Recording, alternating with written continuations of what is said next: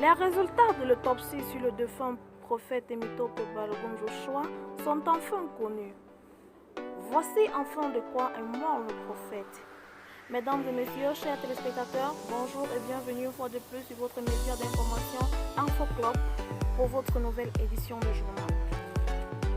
Nous sommes une fois de plus du côté du Nigeria pour vous faire part des résultats de l'autopsie sur le cadavre du prophète Temitope Balogun Joshua et dont la cause exacte de son décès. Mais avant de commencer, n'hésitez surtout pas de vous abonner à la chaîne et d'activer la cloche de notification pour en être informé en temps réel combien nous postons nos prochaines informations. Excellent visionnage. Alors que Dame Evelyne Joshua avait dans une récente sortie expliqué à la presse les circonstances du décès du prophète Temitope Balogun Joshua, la police avait déjà ouvert une enquête pour clarifier la situation.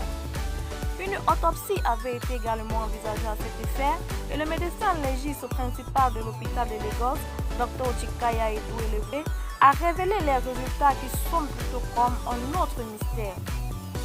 Selon une source bien introduite, c'est aux alentours de midi ce jour que les résultats ont été dévoilés par l'hôpital. Dans tous les cas, les résultats de l'autopsie révèlent que le prophète est mort suite d'un fractus intestinal. Il s'agit là d'une diminution de l'apport sanguine dans l'intestin grêle. D'après le deuxième médecin légiste, le docteur Iwonai Chekedou, cette affection est due au rétrécissement des vaisseaux sanguins causé par une athérosclérose. D'après les mêmes médecins, une diminution de la circulation sanguine au niveau de l'intestin grêle peut entraîner des douleurs abdominales violentes, des nausées et des vomissements. En outre, si la maladie se développe sur une longue période, une douleur abdominale sourde, plus violente, peut être ressentie après les repas. C'est sans doute ce qui s'est passé longtemps avec le prophète Tebe Joshua. Le prophète souffrait donc sans le savoir et ce depuis longtemps. Nous espérons juste que ces résultats feront taire la polémique qui enflamme les réseaux sociaux concernant les causes de son décès.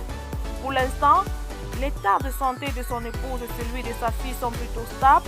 D'après le docteur Chikeke, celles-ci pourront rentrer à la maison demain si la situation reste ainsi.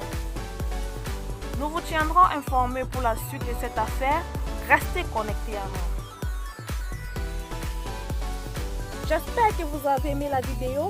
N'hésitez pas à donner en commentaire vos différents points de vue tout en vous abonnant à la chaîne et activer la cloche de notification pour ne rien rater de nos prochaines informations. À très bientôt et merci de nous faire confiance. Bye bye.